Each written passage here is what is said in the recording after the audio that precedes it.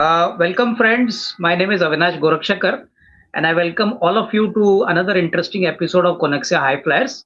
Friends, in these episodes, we talk to emerging companies from emerging sectors and make it a point to talk to the promoters and the top managements of such companies so that all of us can understand these businesses in a much better way. We get to know their business model, their growth journey till now, their future growth plans, and what they are planning to do, post the IPO. So basically, we get a complete 360 degree of these companies for the benefit of all our investors. And friends, today we have got another company which is going to hit the capital market very soon. The company's name is Admach Systems Limited, and I have the privilege of having Mr. Ajay Chamanlal Longani, who's the chairman and managing director of the company. Ajay ji, thank you very much for sparing your valuable time with us today. I am pretty sure, sir, in this small interview, we'll be able to understand your company's operations in a much better way. Thank you. Thank you so much for inviting me. Thank you. Yeah. So, Ajay ji, first basic elementary question is that I was just reading your prospectus. Sir, if you could explain in a very simple way, what is the main business of our company? हम क्या बनाते हैं? I believe we make some machines for the steel sector, but if you could simplify for us. And sir, how did this business journey start? Was it started by you as a first generation venture, or was it started by your father and then you took over? If you could tell us something on the journey also. Okay, so I'm Ajay Longani. I'm Managing Director at Admach Systems Limited. And I'll answer your second question first. I'm the first generation who has started this company. I'm 1994 mechanical engineering graduate, and I started this company in 1999 and started with a very small thing and never expected that I will be giving interview like this one day. I never expected that. So I'm very frank with you. And actually, we are making equipments which go as capital goods to the users or our customers. So our equipments are either going in steel sector, or we also make NDT related equipments. NDT is non-destructive testing, which covers the field of X-ray, ultrasonic testing, MPI machines. We also work in packaging industry, and our customer base is all over India. And till date, we have presence in about 27 countries also. So we export a lot of these equipments. Okay. Okay.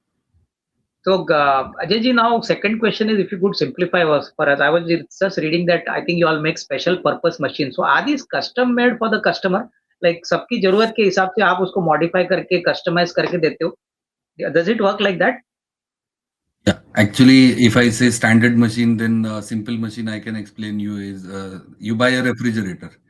So हाँ. refrigerator is a standard product, or a motorcycle or scooter. So this is not like that. This is you can say a type of equipment customized for the application related to the different customers. Okay. So Okay. yeah, Understood. like that. And Yeah. Ajay ji, now since we know that a large percentage of the revenue comes from the steel sector, I mean, what has been the main reason for our company to stick to the steel sector? Of course, you've got other sectors also, as you mentioned to us. But sir, steel sector में हमारा जो association है, why has it been so strong? Because a major part of our revenue still comes from the steel sector. So any specific reason for this? It is my passion and my, I would say, love with steel and the related equipments, and the success stories related to steel industry, and that gives us business. So I do it as passion, and business comes automatically. That's the Okay. reason. Okay. Okay. Now, Ajay ji, a little bit about, if you can give us a profile or maybe some background about, what are the type of companies we cater? Even if you don't share the names, if you could tell us, sir, how many active customers have we supplied the machines till now? And is this a kind of a OEM business? Once you sell the machine, इसमें ज़्यादा replacement demand होती नहीं या replacement demand भी आती है? If you could explain to us, how does this entire system work? Like suppose somebody buys a machine from you. I mean, does it require some upgradation after say a couple of years? O&M लगता है for making the machine work, properly. So does this all include in our service when we give to the customer? Yeah. So currently, the equipments we sell, we service them regularly for at least a warranty period, and then once customer understands what it is, then their maintenance department takes care of it. But if Okay. the customer capability is not there, they do offer us or O&M services also, and Okay. we cater to that on a smaller scale. But now, since we are going into bigger equipments, customer is asking us to take it with all inclusive O&M things, and Okay. we are exploring that also. Yeah. Okay. Acha, Ajay ji, now, for the latest year, that is for March 25, I was seeing our revenue was about 53 crores, what we have recorded. Sir, on a very rough scale basis, how many customers have this 53 crores been contributed, whether it was 50 customers or whether it is 25 customers? We just want to know what is the depth of customers who have contributed to this top line. About 15 to 20, I would say. Okay, so 15 to 20 customers have contributed to this revenue. And sir, most important thing, since it is customized, as you said, for the specific requirements, how does the pricing work? Like suppose, it's a bulk order of, let's say, 50 machines or, 25 machines at a time. Does it make some bearing on the pricing? Because pricing, is it like a fixed price contract, or is it raw material price agar thoda bad gaya, obviously you need to add to the raw material cost and then supply to the customer. So how does the pricing for our business work?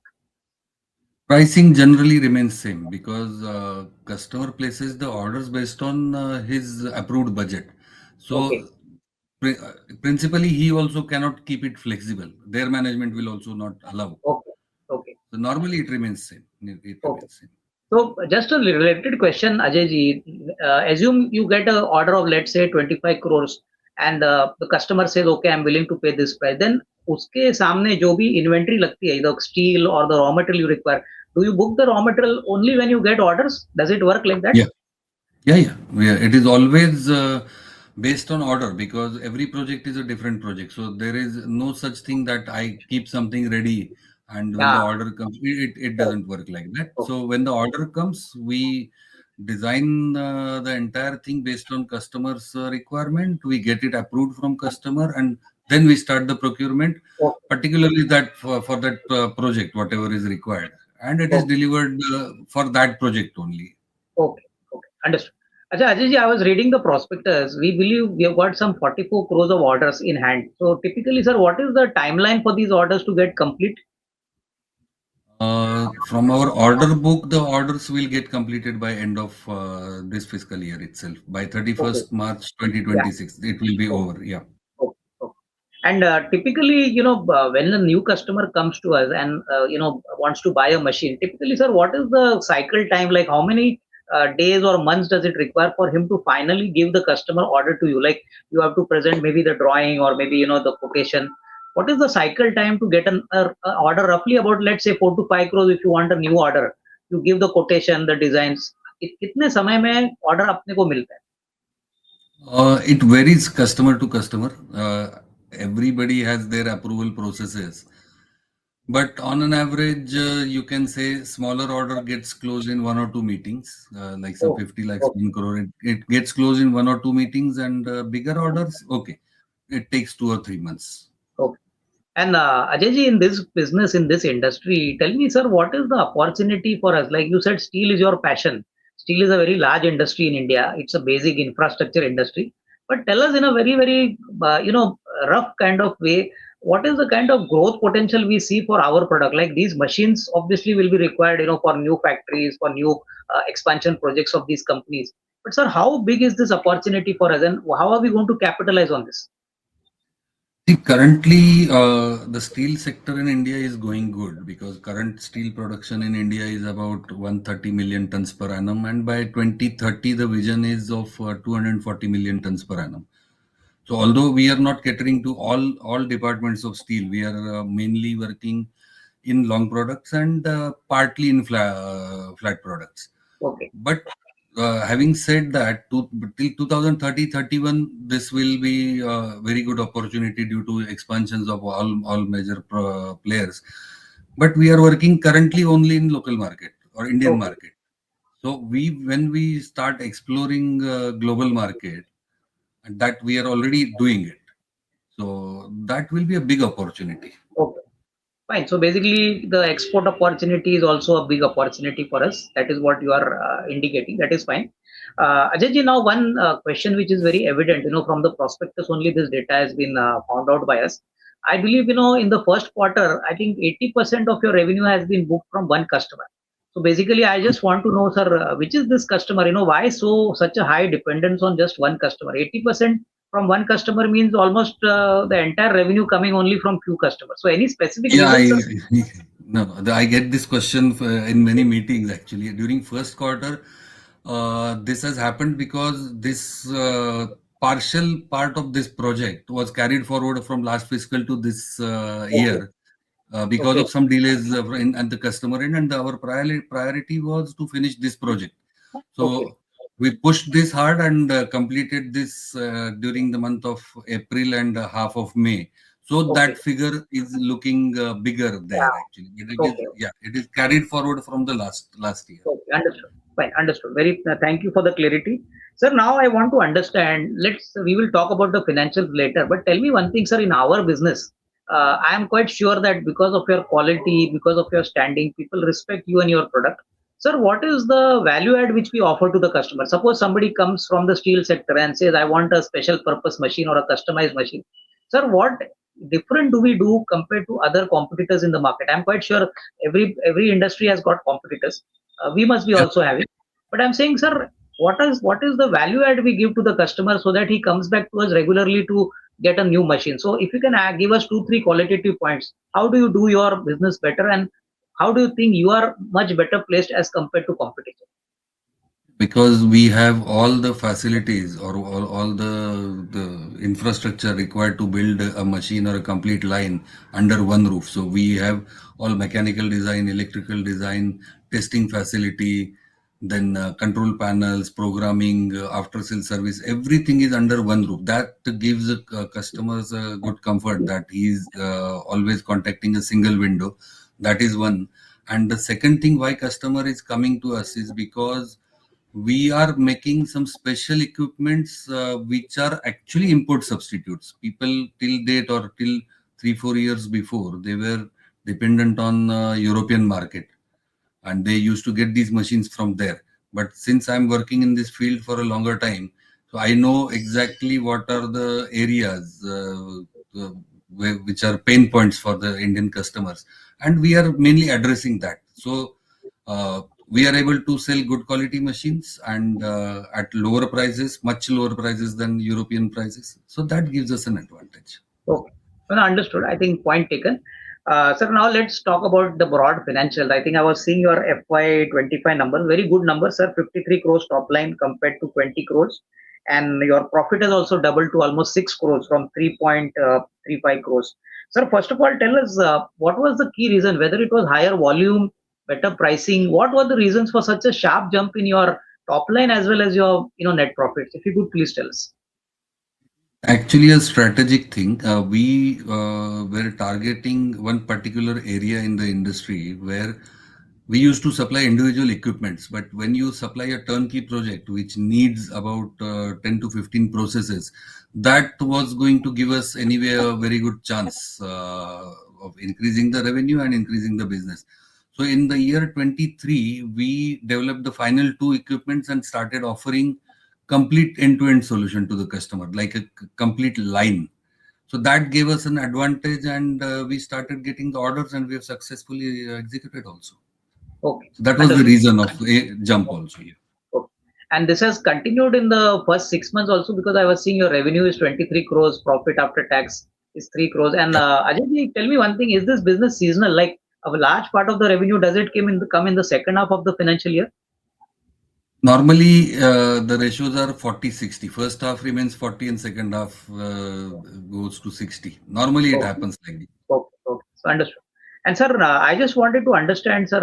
Typically, when you say that you are giving something which is as good as a import substitute product at a very competitive price, sir. Typically, just to inquire, like suppose the imported machine costs 100 rupees, are we supplying it at, let's say, 75, 80, or 90 rupees? What's the kind of price difference typically which we quote?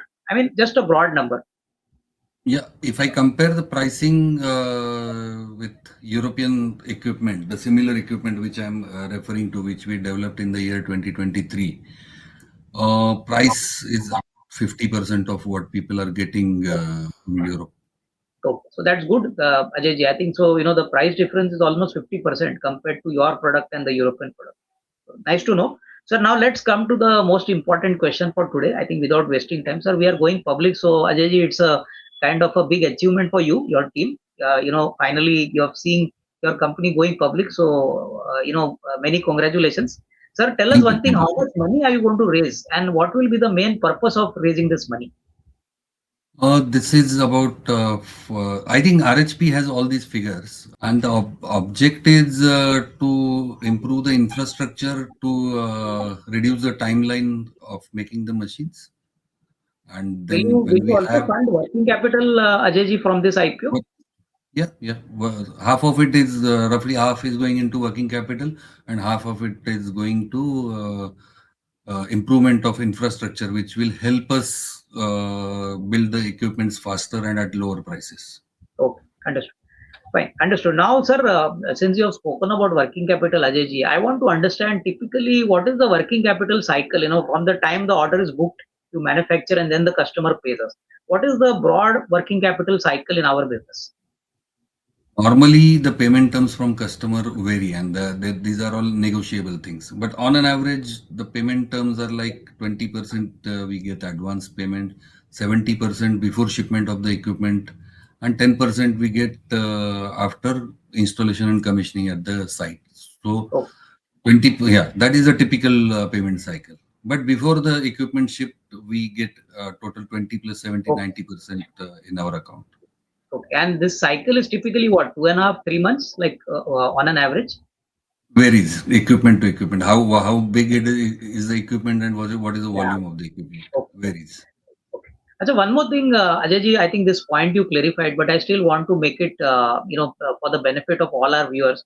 Sir, our revenue for June is about 23 crores and our debtors are 25 crores. So was it because of this one order that, debtors have increased and later on, this will come down? Any specific Yeah. reason why the debtors have As gone up? yeah, as you said, 80% of volume of that customer was in the first quarter. Yeah. So when this is dispatched, then the figures are immediately coming down. Okay. No, understood. I think this point is very important, but you clarified. Ajay ji, now without giving a number, we are already in the month of December. So, without giving a number, if you could tell us, on ground, you must be talking to your marketing team, you must be talking to your customers. Sir, what is the kind of outlook we can expect for the current year, that is FY26? Can we expect this to be another good year like last year? Yes, much better than what we did last year. Much better, I would say. Okay. So basically, we should expect a decent performance compared to last year. Thank you for that. Sure. Ajay, now tell me one thing very simply, like, from a promoter standpoint, what is your role, functional role in the company? Do you get new customers or do you build relationships or you talk about the expansion plans are all handled by you? You must be obviously having a big team with you. So what is your functional role in the company? I'm managing director and I'm taking care of all basically designs and then customer relations and getting the orders, finalizing the orders with the customer. Customer relations basically. Okay, understood. And just one question got left out, Ajay. This expansion, which you said infrastructure, this is within the existing setup, right? Or are you planning another site where expansion will come? In the existing setup, but as you can see, about 4 months before we had two assembly halls, and 4 months before we have already constructed third assembly hall, and that gives us expansion with a spare capacity of about 40% as compared to this current facility. Oh, understood. Sir, last question for today, Ajay ji. Like we have seen COVID, and fortunately now everything is gone. Things are back to normal. Sir, in our business, you have handled this business for such a long time. You have been a first generation entrepreneur. Tell us one thing, sir. What is the most important risk which you monitor when you come to office every day? Don't see any risk. I do it for passion, so I don't see any risk. No, Really, but I'm very there honest. must be some risk in the business because finally our business largely comes from the steel sector. So any stage in this in your career where you had to have a challenge in getting new business, or maybe some customer did not give you payment on time, or maybe getting fresh orders in the first place. Have you never seen any challenges in your entrepreneurial career, sir? Challenges are there. they're all challenges are there, but they are all momentary. Like some target dates are there. You have to finish the project by that time, and then you have to get the money. You are also pressurized for making these numbers during this quarter.